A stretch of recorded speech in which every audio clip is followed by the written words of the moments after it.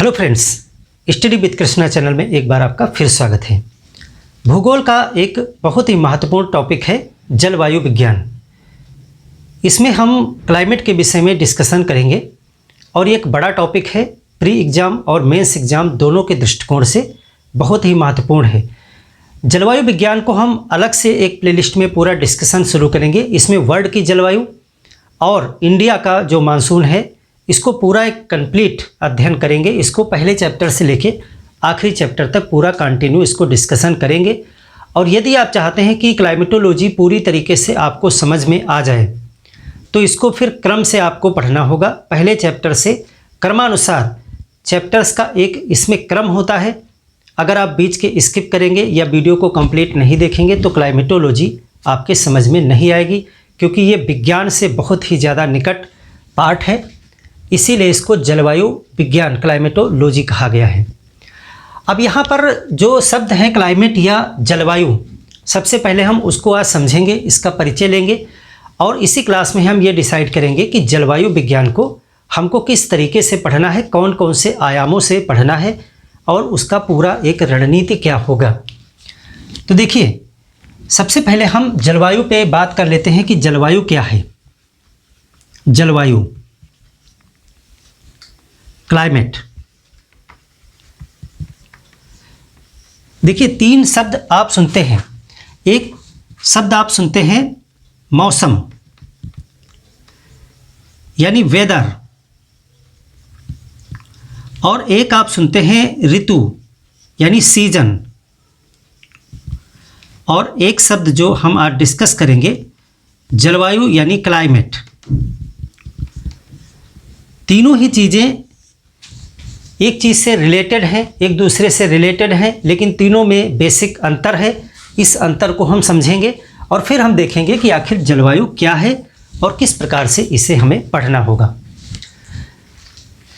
देखिए, जो मौसम की बात करेंगे, सबसे पहले हमारा जो वायुमंडल होता है, वायुमंडल की कुछ दशाएं होती हैं। उन्हीं दशाओं में परिवर्तन होता है, उन्हीं दशाओं में अलग अलग स्थानों पर अलग अलग प्रकार से परिवर्तन होता है। सब इसी चीज़ का पूरा खेल है। देखिए, जो हमारा वायुमंडल है, इस चीज़ को समझेंगे, तीनों चीज़ें आपकी क्लियर हो जाएंगी। हमारा वायुमंडल है, वायुमंडल को समझाने की ज़रूरत आपको नहीं है। वायुमंडल क्या है? वायुमंडल की कुछ दशाएं होती हैं। वायुमंडल की दशाएं, कंडीशंस, वो दशाएं कौन कौन सी चीज़ होती हैं, क्या क्या चीज़ वायुमंडल की दशाओं में हम डिस्कस करते हैं। देखिए, वायुमंडल का एक तापमान होता है। वायुमंडल का क्या होता है? तापमान। अगर सोलर रेडिएशन पृथ्वी पर आ रहा है तो वायुमंडल का तापमान डिफरेंट स्थानों पर डिफरेंट होगा। इसको आगे हम सीखेंगे किस प्रकार से अलग अलग जगहों पर अलग अलग तापमान होता है, क्यों होता है, कैसे होता है। और तापमान जो होता है वो एयर प्रेशर को डिसाइड करता है। अगर किसी जगह पर तापमान घट जाएगा या बढ़ जाएगा तो वहाँ पर वायु की जो प्रेशर है, उसका जो दबाव है, वो भी परिवर्तित हो जाएगा। उदाहरण के लिए, अगर किसी स्थान पर अगर हम ताप बढ़ा दें तो वहाँ की वायु गर्म होकर के फैलेगी और वो ऊपर चली जाएगी, जिससे वहाँ पर जो हवा का दबाव है वो कम हो जाएगा। तो अगर ताप में परिवर्तन होता है तो फिर वायु दाब यानी तापमान और दाब, टेम्परेचर एंड प्रेशर, अगर दाब में अंतर आएगा, अगर दो स्थानों के प्रेशर में अंतर आ जाए, एक जगह पर हाई प्रेशर हो जाए, एक जगह पर लो प्रेशर हो जाए, तो हाई प्रेशर से लो प्रेशर की तरफ में वायु का मूवमेंट शुरू हो जाएगा, क्षैतिज। तो ये जो बहती हुई हवा है उसको पवन कहते हैं, विंड कहते हैं। तो पवन चलने लगेगी, पवन यानी विंड। और इस ताप, दाब और पवन, इनकी स्थितियों की वजह से हवा में जो नमी की मात्रा है उसमें भी परिवर्तन होता है। कभी नमी की मात्रा बढ़ जाएगी, कभी नमी की मात्रा घट जाएगी। अलग अलग स्थानों पर नमी की मात्रा अलग अलग हो सकती है। यानी कि वायुमंडल की दशा का जो एक और फैक्टर है वो है आर्द्रता। आर्द्रता यानी ह्यूमिडिटी। अब ह्यूमिडिटी में अगर परिवर्तन होगा, यानी हवा के अंदर अगर पानी की मात्रा घटेगी बढ़ेगी, तो उसमें फिर आगे संघनन इत्यादि की क्रियाएं भी होंगी, बादल बनेंगे और वर्षण होगा। यानी अगली जो कंडीशन हो सकती है वो वर्षण होगी, यानी प्रेसिपिटेशन। यहाँ पे रेनफॉल हम नहीं लिखेंगे, प्रेसिपिटेशन लिखेंगे, यानी कि रेनफॉल प्रेसिपिटेशन का ही एक रूप है। जब हम इसको डिटेल में पढ़ेंगे तो हम देखेंगे कि जो प्रेसिपिटेशन होता है वो कई प्रकार से होता है। जैसे कि अगर लिक्विड रूप में होता है तो उसको हम कहते हैं रेनफॉल हो रहा है, पानी बरस रहा है। गैसियस रूप में होता है, जैसे आप धुंध कुहासा वगैरह देखते हो, और कभी कभी वो ठोस रूप में होता है, पत्थर बरसते हैं यानी ओले पड़ते हैं। तो इस प्रकार से ताप, दाब, पवन, आर्द्रता, वर्षण, ये सभी चीज़ें क्या हैं? ये सभी चीज़ें वायुमंडल की दशाएं हैं। कहने का मेरा मतलब ये है कि हर एक स्थान पर तापमान अलग अलग होता है, तो वहाँ पर प्रेशर भी अलग अलग हो सकता है। वहाँ पे पवनें अलग प्रकार की हो जाएंगी, हवा में नमी की मात्रा भी अलग अलग हो सकती है, तो वहाँ पर वर्षण की स्थितियाँ भी हर एक स्थान पर डिफरेंट होंगी। तो ये हैं वायुमंडल की दशाएं। हो सकता है कि आपके दिल्ली शहर में इन दशाओं की जो वैल्यू है वो अलग हो। दूसरे किसी शहर में जाओगे, मुंबई में, तो यहाँ पर इन वैल्यूज़ में परिवर्तन हो जाएगा। अगर आप और दूर चले जाओगे, किसी विदेश में चले जाओगे, जैसे कि आप ब्रिटेन में पहुँच गए या यूएसए में पहुँच गए, तो इन सभी कंडीशंस की वैल्यू चेंज हो जाएगी। वहाँ टेम्परेचर, प्रेशर, पवन, ह्यूमिडिटी, हर एक चीज़ में परिवर्तन आएगा। वो निर्भर करता है कि आप कहाँ पर पृथ्वी पर हैं। इसका मतलब है कि पृथ्वी पर हर एक स्थान पर इन ताप, दाब, पवन, आर्द्रता, वर्षण में अंतर होता है, और ये तीन रूपों में हमको देखना है। यही जो तीन फैक्टर हमने बताए हैं, मौसम, ऋतु और सीजन, क्लाइमेट, इसको समझते हैं। तो इसमें इन चीज़ों का अगर डे टू डे परिवर्तन हम देखें, यानी कि छोटे समय के लिए, जैसे कि आज का दिन है तो हम कहते हैं कि आज का मौसम बहुत गर्म है, यानी कि मौसम जो है वो इन्हीं चीज़ों की बात करता है। हो सकता है कि आप कहें कि आज मौसम बहुत जो है गर्म है या ठंडा है, यानी टेम्परेचर की बात आप कर रहे हैं। आप ये भी कह सकते हैं कि आज बहुत लू चल रही है या ठंडी ठंडी हवा चल रही है, यानी पवन की बात आप कर रहे हैं। हो सकता है कि आज कहें कि आप फुहारें पड़ रही हैं, आज बारिश का मौसम है, तो वर्षण की बात कर रहे हैं, प्रेशर भी उसी में आता है। तो इन चीज़ों का परिवर्तन अगर शॉर्ट टर्म के लिए है, कम समय के लिए है, तो उसको मौसम कहते हैं। यानी कि वायुमंडल की दशाओं में परिवर्तन। अब पहला पार्ट आया वायुमंडलीय दशाओं में, जो एटमॉस्फेरिक जो कंडीशंस हैं वायुमंडलीय दशाओं में परिवर्तन। अब परिवर्तन तीन प्रकार से हो सकता है। परिवर्तन जो है वो तीन प्रकार का हो सकता है, बस इसी से तीनों परिभाषाएं आपकी आ जाती हैं। यानी इन चीज़ों में परिवर्तन अगर अल्पकालिक है, अल्पकालिक, डे टू डे या शॉर्ट टर्म, तो उसको कहते हैं मौसम। जैसे कि आप कहते हैं कि जुलाई का मौसम बहुत अच्छा, यानी सिर्फ एक महीने की बात आप कर रहे हो, या इस हफ्ते का मौसम बहुत गर्म रहा। आप ये नहीं कहोगे कि इस हफ्ते की जलवायु बहुत गर्म रही। जलवायु दूसरी चीज़ हो जाएगी। मौसम का मतलब है इन्हीं फैक्टर्स की बात आप कर रहे हैं, लेकिन छोटे समय के लिए। सुबह मौसम बहुत ठंडा था, शाम को मौसम बहुत गर्म हो गया, कल मौसम अच्छा था, आज मौसम बहुत ख़राब हो गया। तो एक दो दिन की, एक दो हफ्तों की बात हो रही है, बहुत ज़्यादा एक महीने की बात हो रही है। तो अल्पकालिक समय के लिए जब वायुमंडल की दशाओं में परिवर्तन होता है तो हम उसको कहते हैं मौसम, यानी वेदर। अगर कुछ समय उपरांत चक्रीय रूप से इन दशाओं में परिवर्तन हो, जैसे कि 3 महीने तक बहुत टेम्परेचर रहा, उसके बाद 3 महीने बाद या 6 महीने बाद, यानी एक निश्चित पीरियड के लिए एक प्रकार की मौसमी दशाएं रही। उदाहरण के लिए वर्षा हो रही थी, 4 महीने तक खूब वर्षा हुई, तो आपने कहा कि इस समय वायुमंडल की दशाएं क्या हैं, वर्षण कर रही हैं, यानी बहुत ज़्यादा वर्षा हो रही है, बारिश का मौसम चल रहा है। उसके बाद में वर्षा बंद हो गई, तापमान बढ़ने लगा, यानी कि गर्म मौसम होने लगा। फिर चक्रीय रूप से चक्र चलते चलते एक बार फिर वर्षा पे आया, फिर गर्मी हुई, फिर ठंडक आई, फिर वर्षा हुई। इस तरह से क्या होता है, अगर एक समय अवधि के बाद में मौसम की दशाएं चक्रीय रूप से परिवर्तित होने लगें, तब उसको कहते हैं ऋतु, सीजन। जैसे कि आज बहुत गर्मी है तो आप ये नहीं कहोगे कि आज गर्मी की ऋतु आ गई, क्योंकि कल ठंडा हो सकता है मौसम, कल की अपेक्षा आज गर्म हो सकता है, तो इससे ऋतु नहीं, इसको मौसम कहेंगे। और जब चक्रीय रूप से यही मौसमी दशाएं बदल के आने लगती हैं एक टाइम पीरियड के बाद में पुनः और बदलती रहती हैं, तब उसको कहते हैं ऋतु। तो दूसरा क्या हो गया, इन्हीं वायुमंडलीय दशाओं में चक्रीय परिवर्तन, चक्रीय परिवर्तन, तब इसको कहते हैं ऋतु, यानी कि गर्मी की ऋतु है। इसका मतलब है कि गर्मी की ऋतु के बाद कोई दूसरी ऋतु आएगी, जैसे शीत ऋतु आएगी या बारिश की ऋतु आएगी, और उसके बाद घूम करके फिर वही ऋतु आएगी। तो चक्रीय रूप से अगर मौसमी दशाओं में परिवर्तन होता है एक समयावधि के बाद में, तो उसको कहते हैं ऋतु यानी सीजन।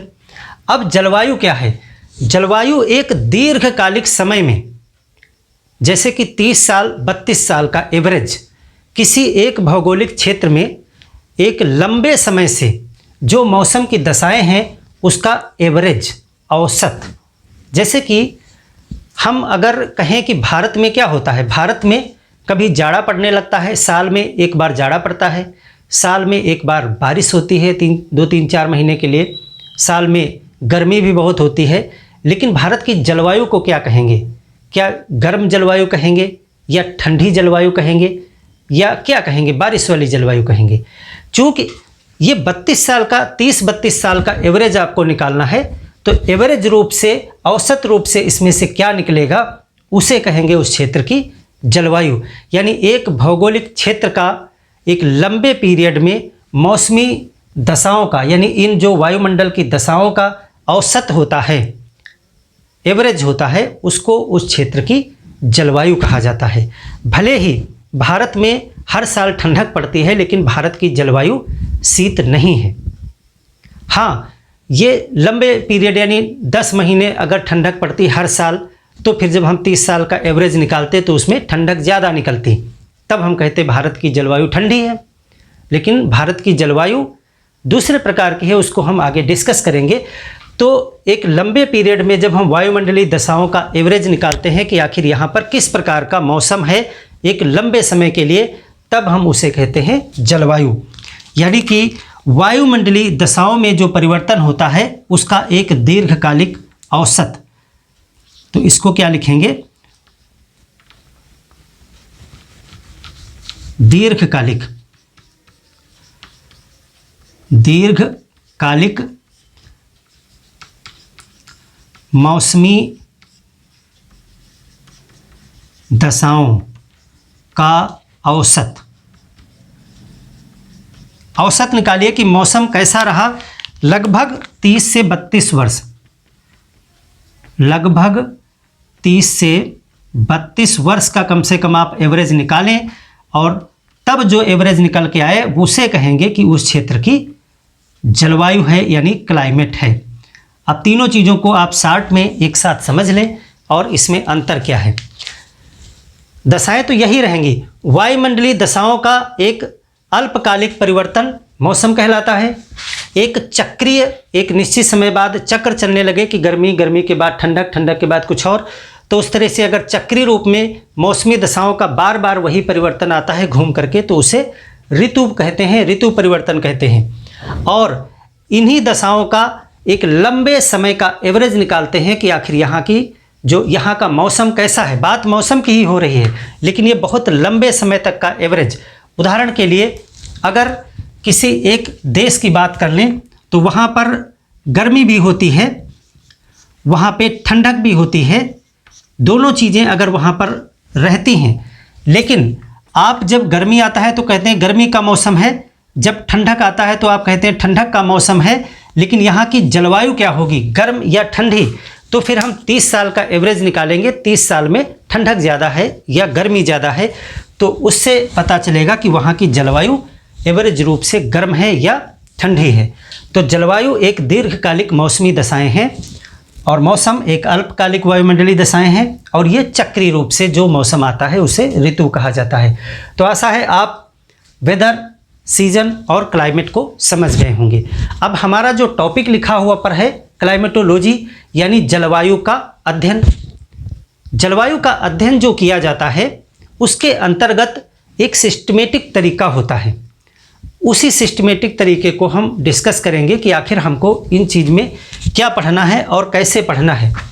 इसकी एक प्लेलिस्ट अलग से हमारे चैनल पे आपको मिलेगी, जिसमें पहले चैप्टर से लेकर के आखिरी चैप्टर तक क्रमानुसार आपको वीडियोज़ मिलेंगे। उसके ऊपर नंबर मिलेंगे आपको 1 2 3 4 करके, और जिस क्रम में वीडियो को अरेंज किया जाएगा उसी क्रम में आप उसको पढ़ेंगे, उसको नोट्स बनाएंगे, क्योंकि वो उसी क्रम से उसकी एक साइंस है पढ़ने की, तभी आपको समझ में आएगा। तो चलिए जलवायु विज्ञान के कोर्स पर बात करते हैं कि आखिर हमें कैसे पढ़ना है।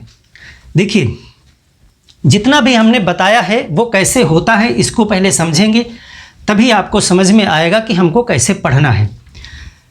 पृथ्वी पर सृष्टि का संचालन जो है वो सन करता है। सन, सूरज से ही जलवायु डिसाइड होती है। इसको आप धीरे धीरे जब जलवायु पढ़ेंगे तो आप इसे समझ पाएंगे कि इस जलवायु के पीछे का जो मुख्य कारक है वो सूर्य है। सूर्य से जो सूर्यातप यानी इंसोलेशन हमें प्राप्त होता है, वही पृथ्वी पर जितनी भी क्रियाएं होती हैं उन सब के पीछे कारक वही है। तो सबसे पहले, चूँकि ये घटनाएं वायुमंडल में होती हैं, जलवायु की जितनी भी घटनाएं हैं ये वायुमंडल में होती हैं, तो इसका मतलब है कि हमको सबसे पहले वायुमंडल को समझ लेना चाहिए। तो जो पहला चैप्टर है वो है वायुमंडल का संगठन। वायुमंडल का संगठन। देखिए, सबसे पहले हमको कंपोजिशन ऑफ एटमॉस्फेयर पढ़ना होगा कि वायुमंडल में क्या क्या चीज़ें होती हैं, तभी हम जलवायु को समझेंगे। और उसके बाद संगठन के साथ साथ हमको इसकी संरचना भी पढ़नी होगी। संगठन और संरचना, इन दोनों ही टॉपिक पे क्लास हमने पीछे आपको पढ़ाई हुई है, उनको प्लेलिस्ट में मैं अरेंज कर दूंगा। ये चैप्टर आपको वहीं से पढ़ना है। वायुमंडल का संगठन पढ़ाया हुआ है, आप देख लीजिएगा, और संरचना इसको भी आपको पढ़ना है। दूसरा चीज़ देखिए, अब यहाँ से हम डिस्कशन शुरू करेंगे। जो सन है वो सन से रेडिएशन के रूप में एनर्जी निकलती है, जिसको कहते हैं सूर्यातप। सूर्यातप यानी इंसोलेशन। इंसोलेशन इंसोलेशन ही पृथ्वी पर आता है और यही आगे की मौसम या जलवायु को डिसाइड करता है। तो हमें पढ़ना होगा सूर्यातप। सूर्यातप यानी इंसोलेशन। सूर्यातप अगर पृथ्वी पे आएगा, यहाँ पे पृथ्वी है, पृथ्वी को गर्म करेगा, सूर्यातप आएगा, इसमें बहुत सी बीच में बाधाएं आएंगी, उन सब चीज़ों को डिस्कस करेंगे हम। पृथ्वी पर आएगा तो पृथ्वी को गर्म करेगा और फिर पृथ्वी भी अपने अंदर से रेडिएशन छोड़ेगी और ठंडी होगी, यानी कि सूर्य से जितनी भी एनर्जी पृथ्वी को मिलेगी पृथ्वी भी उसे छोड़ देगी, यानी एक बजट है, एक संतुलन है।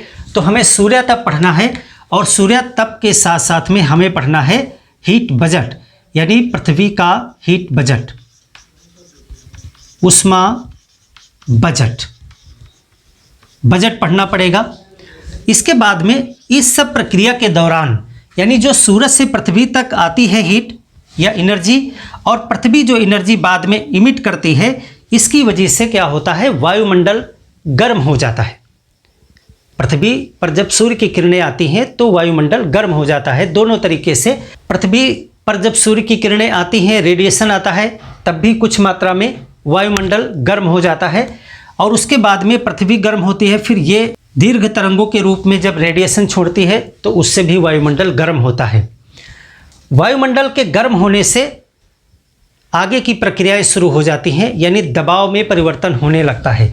तो यहाँ पर हमको ये देखना है कि सूर्य तप आया, पृथ्वी का उसमें बजट हम पढ़ेंगे।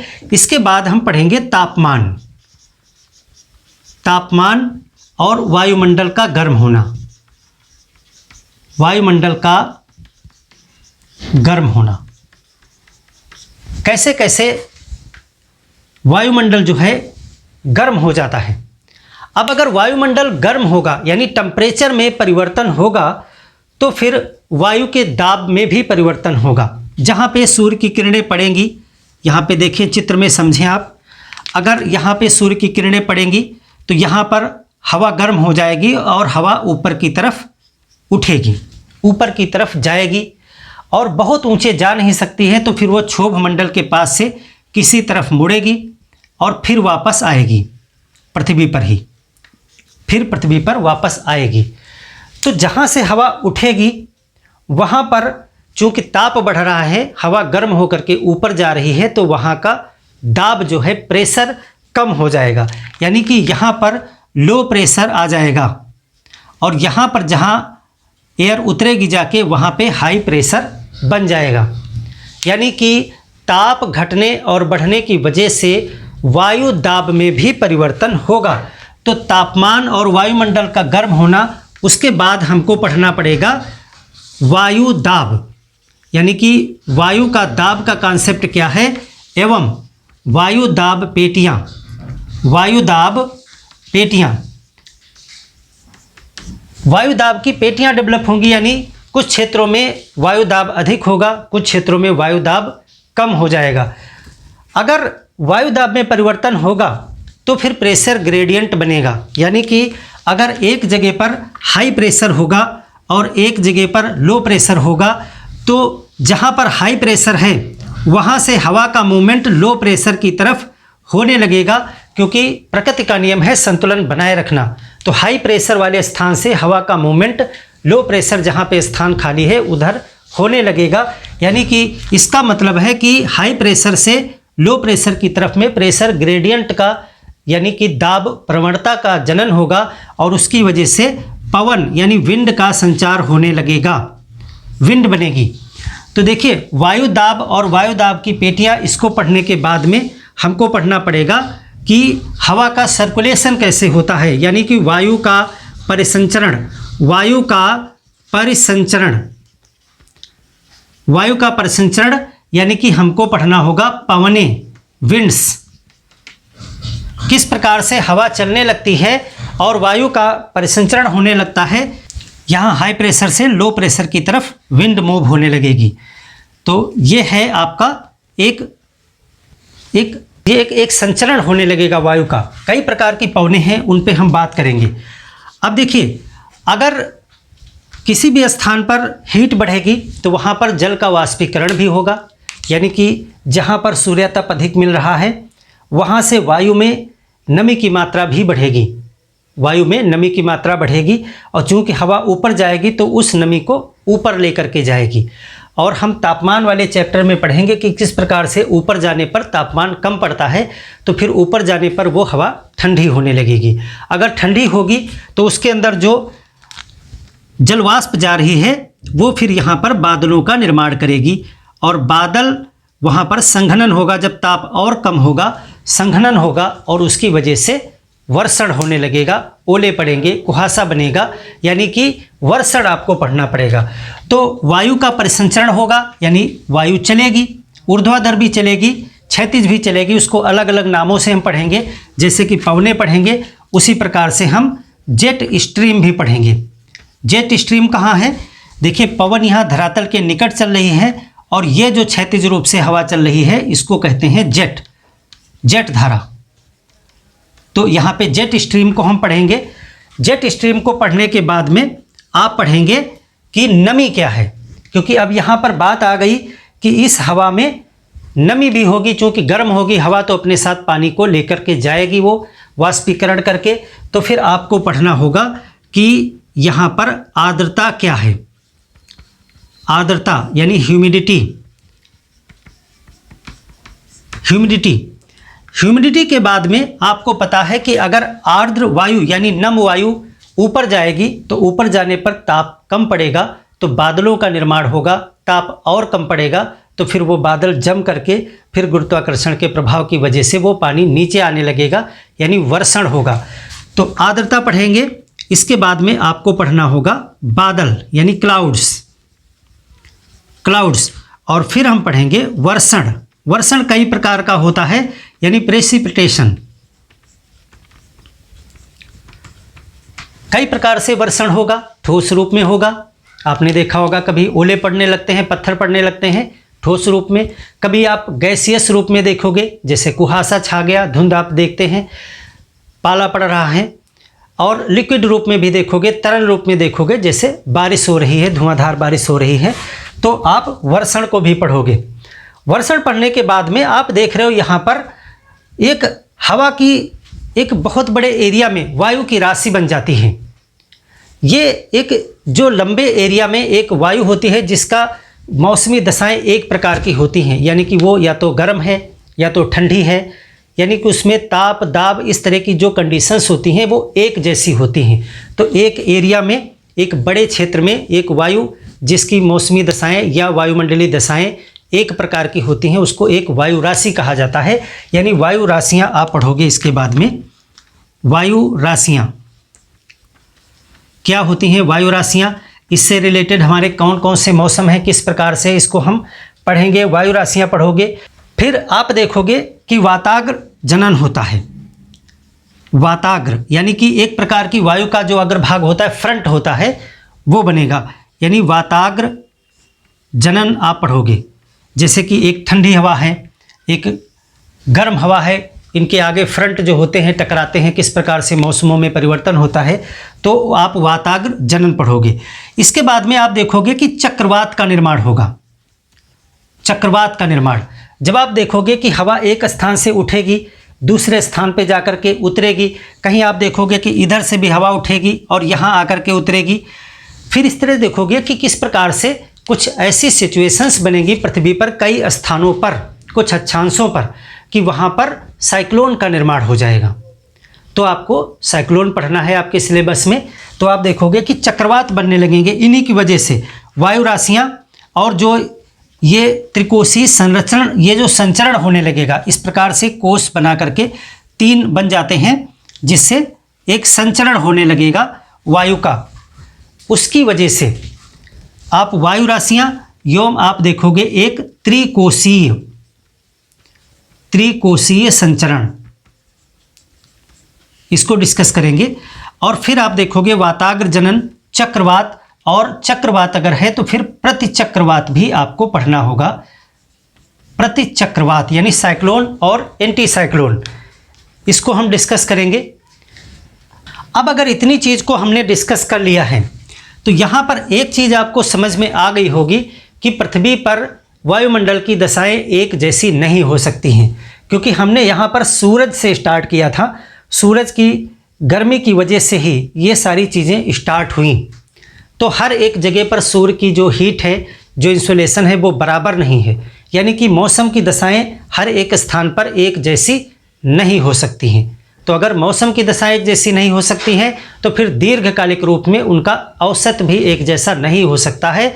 इसका सीधा सा मतलब है कि धरती पर कई प्रकार की अलग अलग स्थानों पर जलवायु पाई जाएंगी। तो फिर इसका मतलब है कि आपको जलवायु का वर्गीकरण भी पढ़ना पड़ेगा। तो अगला जो हमारा चैप्टर होगा, इसको हम मिटा देते हैं, वो होगा जलवायु का वर्गीकरण।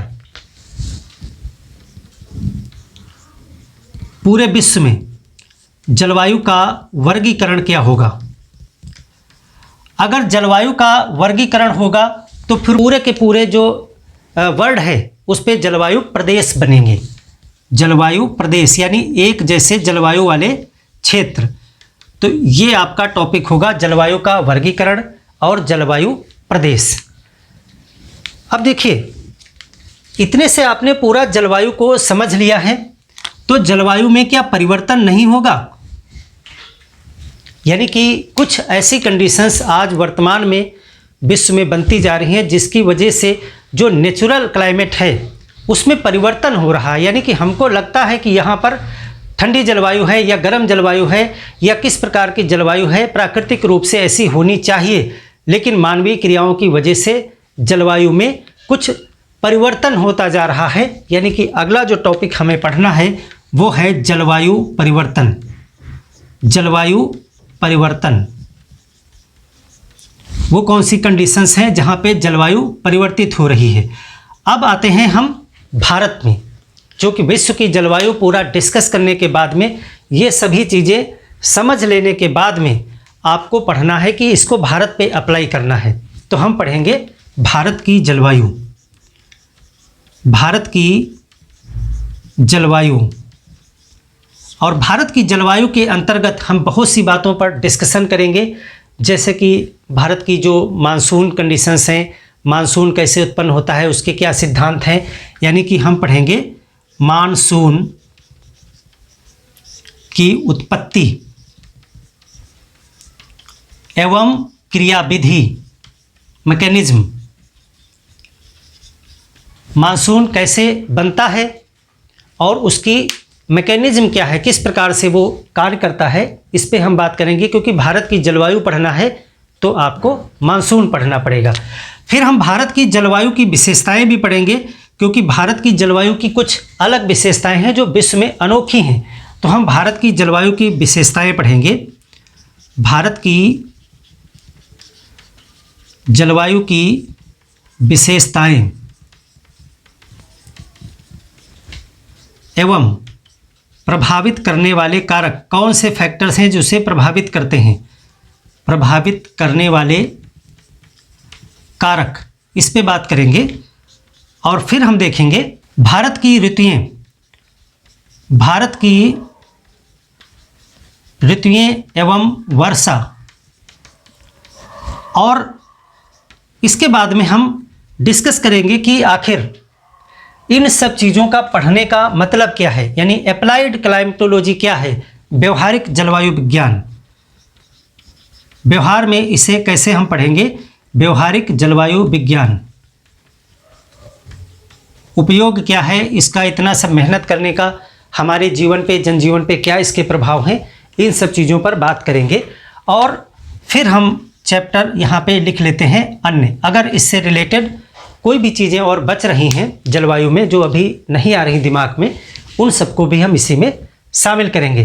तो इस प्रकार से हम अगर बड़े रूप में देखें तो 20 टॉपिक्स हैं हमारे पास। ये 20 चैप्टर्स नहीं हैं, ये 20 बड़े टॉपिक्स हैं। जैसे कि जब आप पढ़ रहे होगे कि वायुदाब एवं वायुदाब पेटियाँ, या फिर आप पवन पढ़ रहे होगे, तो क्या पवन एक ही पवन नहीं है, पवन के तमाम प्रकार हैं कि क्षेत्रीय पवनें क्या हैं, मौसमी पवनें क्या हैं, ये सभी प्रकार, कई प्रकार से आपको पढ़ना होगा।